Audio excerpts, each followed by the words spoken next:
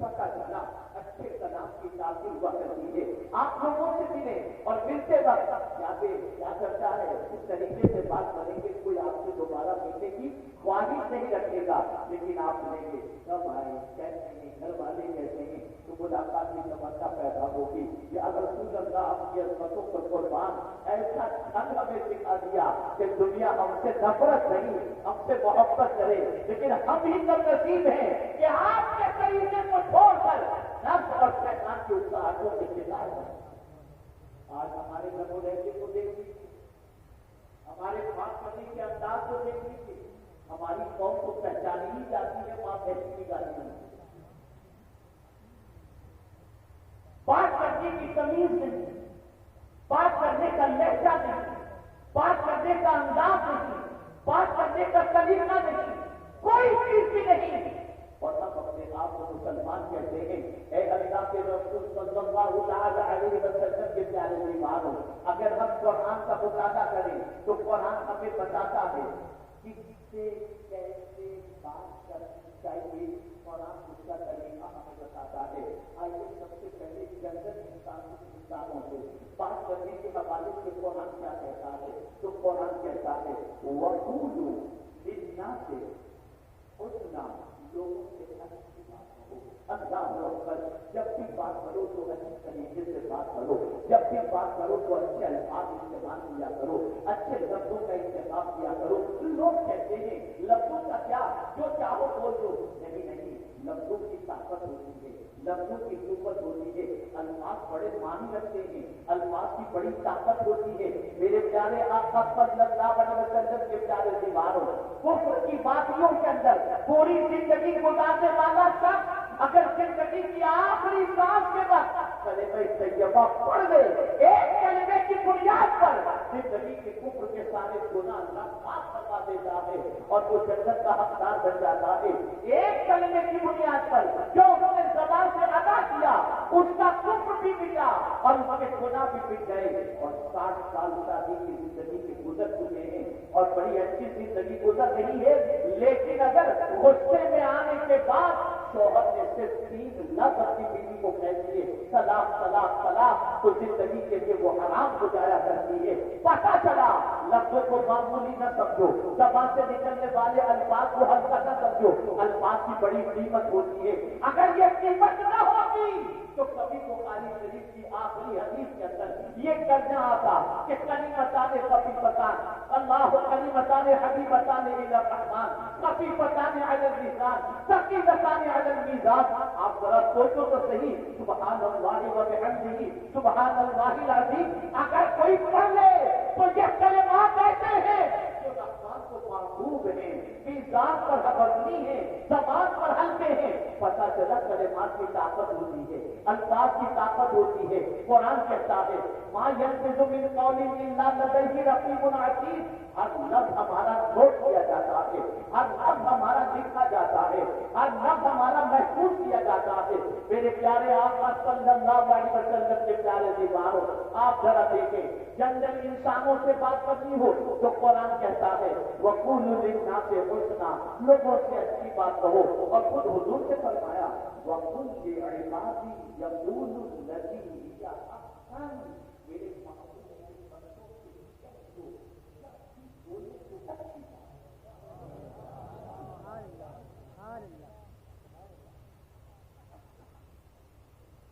جب بھی بولے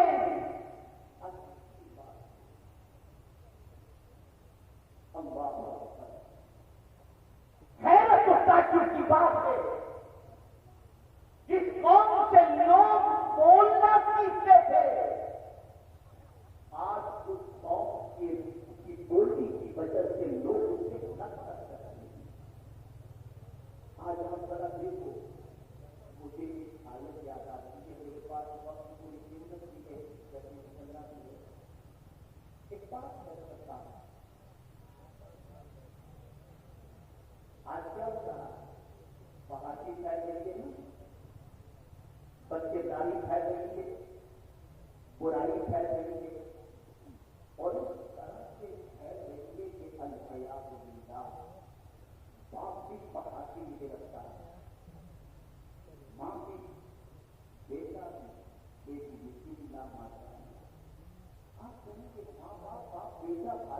بیٹی سب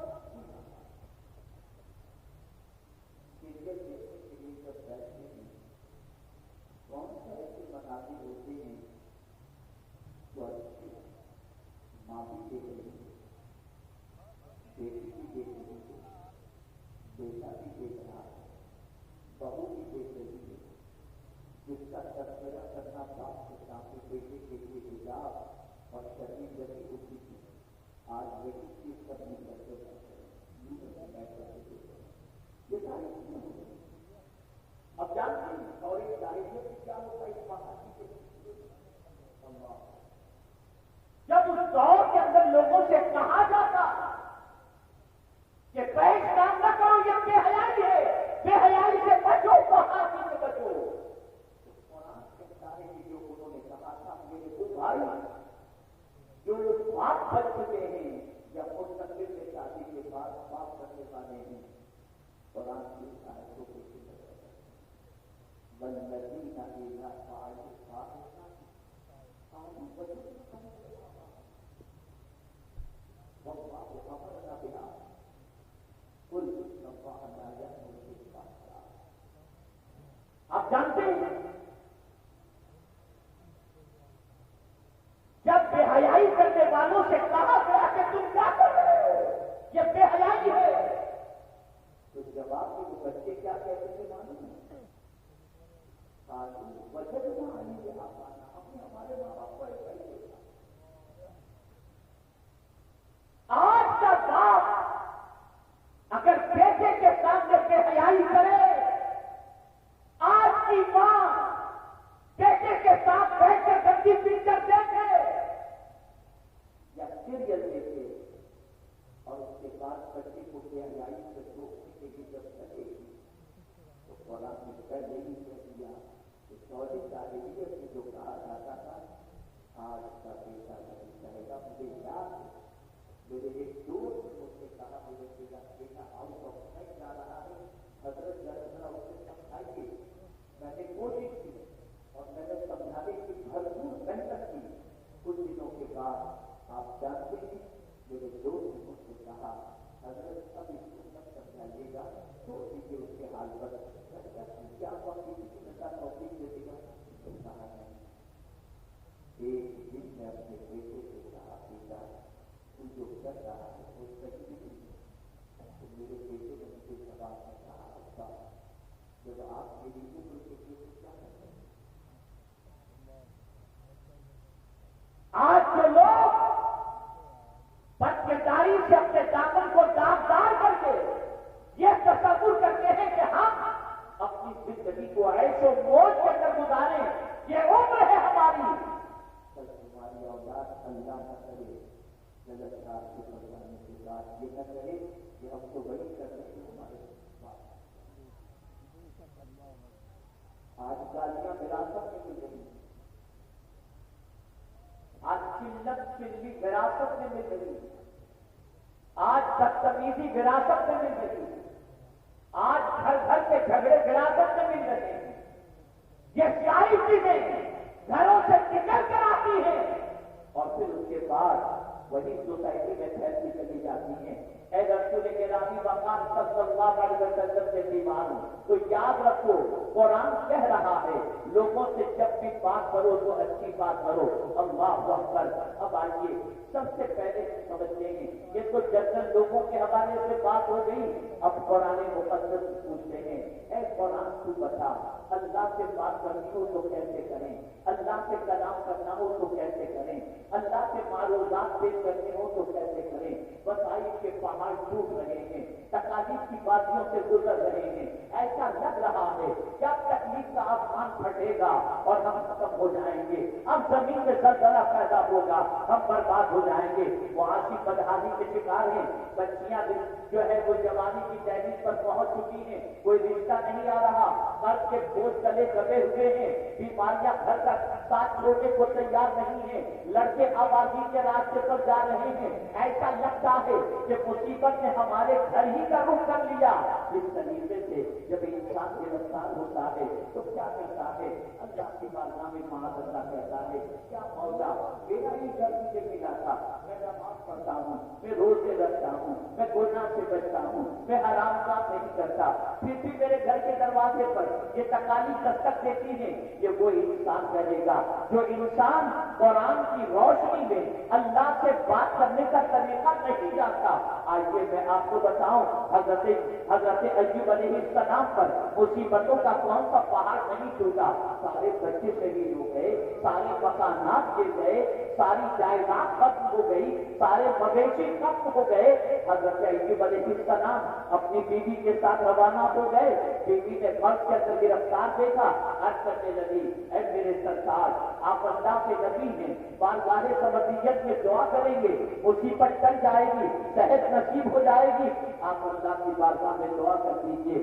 اللہ اکبر، اللہ کے فرشتہ پیغمبر حضرت ایوب علیہ السلام ضرور یہ کہہ سکتے تھے مولا میں تیرا نبی ہوں، تیرا بندہ ہوں، اے تیرے قریب یہ جو پریشانیاں مجھے چھو رہی ہیں یا لگ گئی ہیں یا آ گئی ہیں مولا اسے دور فرما دے۔ نہیں انداز سکھاتے ہیں کہ اللہ کے بندو تمہیں تکلیف جب آ جائے، جب مصیبتیں تمہارے دروازے پر دستک دیں اور جب تم پریشانیوں میں گر جاؤ تو تمہاری زبان سے اللہ کی بارگاہ میں کیسے کلمات نکلنے چاہیے۔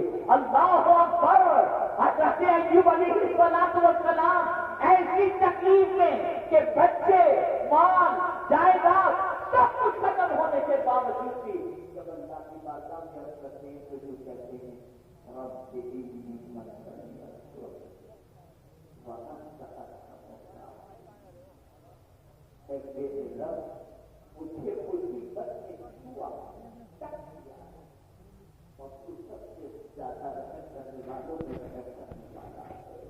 اللہ اکبر، انداز دیکھیے، مصیبت میں شکوہ نہیں، اللہ کی بارگاہ میں معروضہ پیش کرنے کا طریقہ سکھایا جاتا ہے۔ جب کوئی بندہ اس طرح سے عاجزی اور انکساری کے ساتھ رب سے شکوہ کرنے کی بجائے رب کی عظمتوں کو، رب کی رحمت کو پکارتا ہے تو پھر مولا کس طریقے سے کرم فرماتا ہے؟ رب نے فرمایا کچھ بھی کہا تھا مختصر بارد شراب، ٹھوکر مارو اپنے پیر کی، جو پانی نکلے اسے پیو اور بدن پر ڈالو، تمہیں شفا نصیب ہو جائے گی۔ حضرت ایوب علیہ السلام نے ٹھوکر ماری، پانی کا چشمہ نکلا، پانی پیے اور جسم پر لگائے، سارا مرد ختم ہو گیا، جوانی بھی پلٹ آئی۔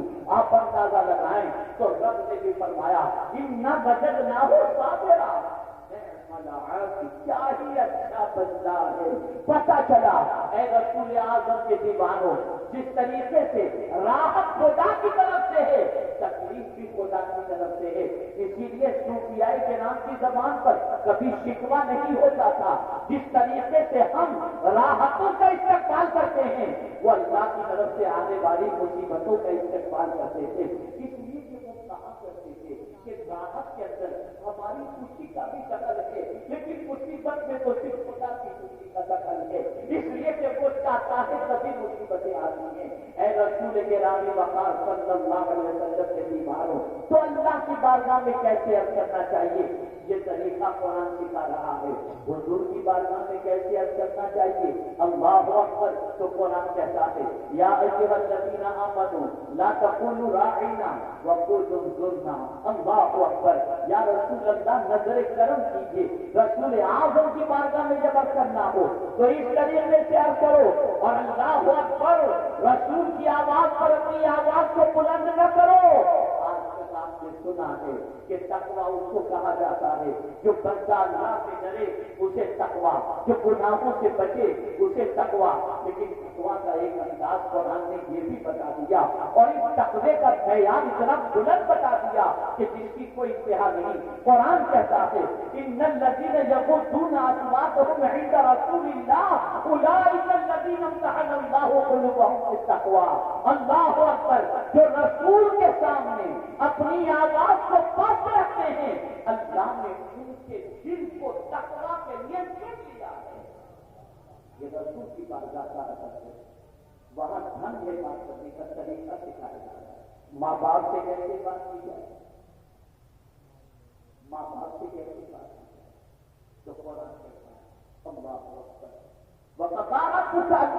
نعبد الا اياه وبالوالدين احسانا اما يبلغن عندك الكبر احدهما او كلاهما فلا تقل لهما اف ولا تنهرهما وقل لهما قولا كريما. اللہ اکبر. بہت سارے یہاں دانشور ہوں گے, طبیب ہوں گے, ڈاکٹر ہوں گے, سائیکولوجسٹ ہوں گے, سائیکیٹرسٹ ہوں گے, جانتے ہیں کہ بوڑھے کی سائیکولوجی کیا ہوتی ہے. ایک ماں یا باپ جب بڑھاپے کی دہلیز پر پہنچ جائے ارمان سارے ختم ہو جاتے ہیں.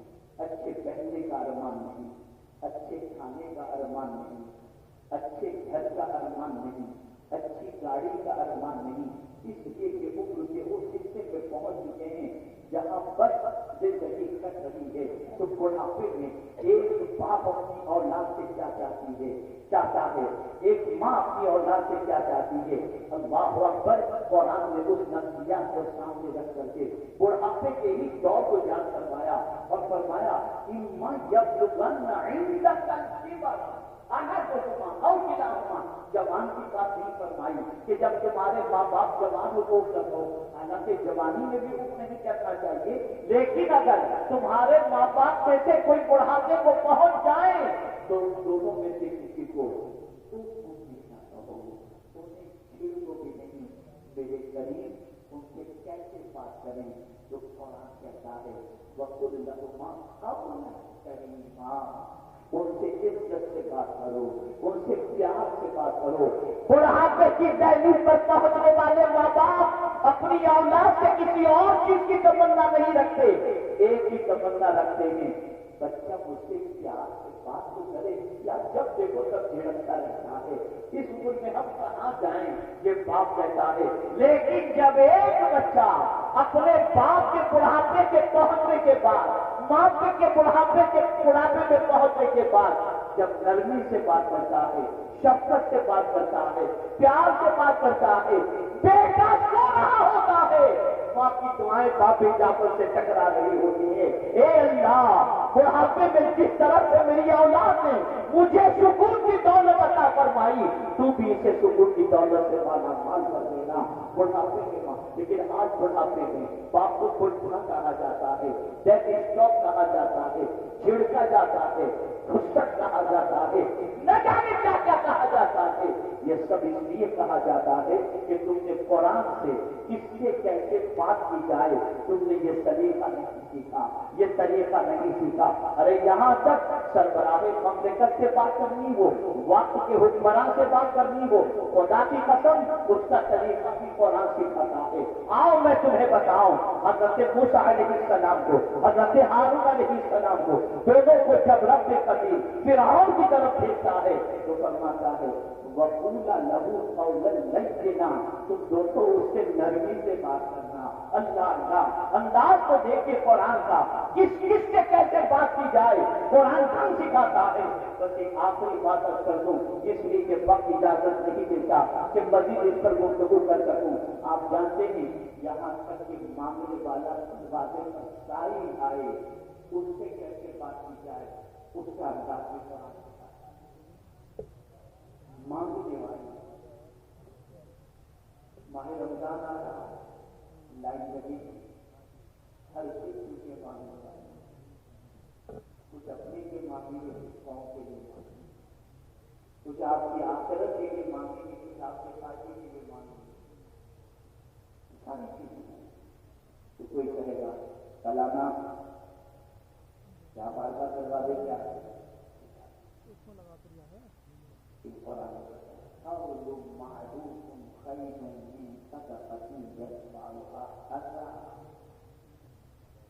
کوئی مانگنے والا اگر تمہارے دروازے پر آئے اور تم دو اور اس کا دل بھی دکھاؤ اور کہو کیونکہ کوئی اور دروازہ جب دیکھو تب آ کر کے میرے دروازے سے کھڑا رہتا ہے, لے کر جا.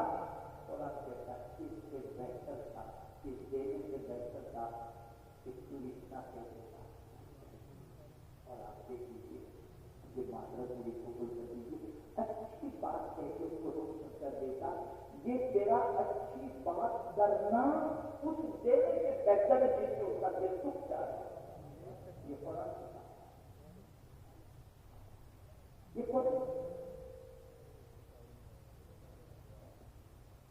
بات کرنے کا شوق بھی بہت کم ہوتا ہے. بات کرتے ہیں یہ کر کے کچھ بھی نہیں بولتے ہیں کیا بولیں بس ایک کبھی. اور میں آپ سے پھر عرض کروں گا آج تک رسمی طور پر جلسوں میں آنے کے آپ آتے رہے. اب رسم سے بچو, سیکھنے کی غرض سے آؤ, بدلنے کی غرض سے آؤ, سن کر عمل کی غرض سے آؤ. حضرت حسین کے حیات علیہ رحمۃ اللہ جب شہر کے اندر ایک عظیم خطیب خطابت کے لیے تشریف لائے تو اپنی ماں سے بھی اجازت لیتے ہیں, ماں مجھے اجازت دے تاکہ میں جا کے اس خطیب کا خطاب کروں. ماں کا کیا ہو لیکن کیوں کسے جا رہے ہیں؟ ماں بہت اچھے خطیب ہے, بہت اچھی گفتگو کرتے ہیں, کس سے تمہیں جا رہا ہے جانے کے دیکھیے بنتا جانا ہے تو اس نیت سے جاؤ کہ جو کسی کو نصیحت کرے گے اس پر عمل کرو. اگر یہ نیت تمہاری نہیں رہی تو سیکھ کر آنے پر عمل نہ کرنے کی بنیاد پر اللہ تمہیں دوہرے گناہ کے اندر گرفتار کرتا ہے. ہمیں چیزیں نہیں آپ کیا سمجھتے ہیں محفل معمولی نہیں, یہی محفلیں ہیں جن محفلوں کی زندگیاں بدلتی ہیں. لیکن ہم آتے ہیں بے وجوہ آتے ایسے ہی آتے ہیں, چلو جاتے ہیں, چلو دیکھتے ہیں, چلو گھومتے ہیں, چلو یہ کرتے ہیں, چلو وہ کرتے ہیں, باقی کچھ نہیں. اس کے کوڑے آتے کوڑے چلے جاتے. آقائی کریم صلی اللہ علیہ وسلم نے ارشاد فرمایا جو شخص حدیث کو ہمیشہ کے لیے ذہن میں رکھتے ہیں, جو شخص اللہ اور یوم آخرت پر ایمان رکھتا ہو اسے چاہیے کہ اچھی بات کرے ورنہ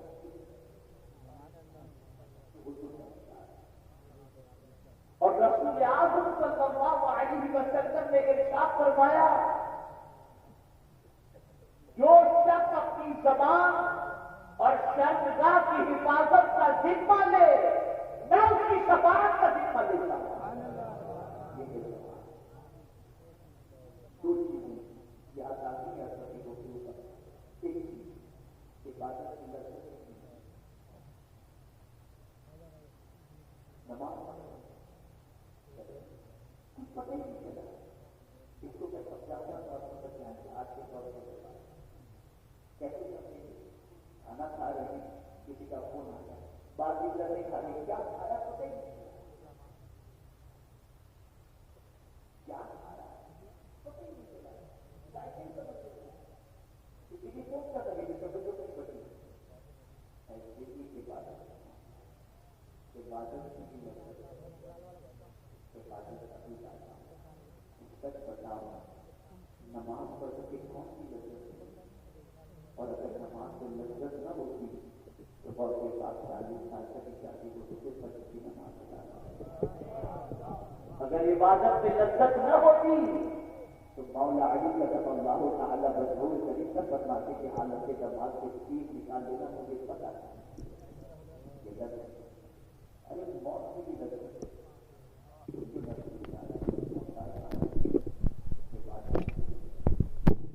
آپ جانتے ہیں نماز پڑھ کر لذت نہیں قرآن سن کر لذت نہیں روزے کا لذت نہیں. اب تو وہاں بندہ یہ ہو گیا کہ ماہ رمضان کی رات میں لوگ کیرم کھیلنے میں گیم کھیلنے میں پوری پوری رات کرواتے ہیں اور سمجھتے تحریک نہیں کرنے کے لیے معلوم کرا الحیات اگلی سدا سے عبادت میں لگے. میں ابھی کچھ دنوں پہلے ایک کتاب پڑھ رہا تھا, ایک بزرگ کا بہت نظر ہوتا ہے وہ بتاتے ہیں کہ جب کبھی تمہیں عبادت میں لذت نہ ملے سفر دینا عبادت کی جاؤں سے سیکھتا تھا. اس لیے کہ جب نگاہ کرنا آتی ہے تو بندہ اللہ کرتے ہیں عبادت کو.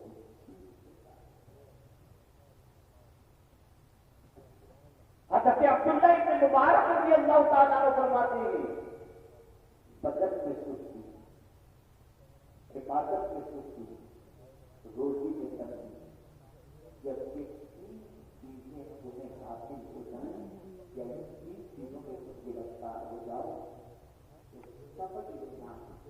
اللہ کا کوئی ناپسند جملہ تمہاری زبان سے نکل گیا ہے جس کی وجہ سے تم تکلیف نہیں کرتا،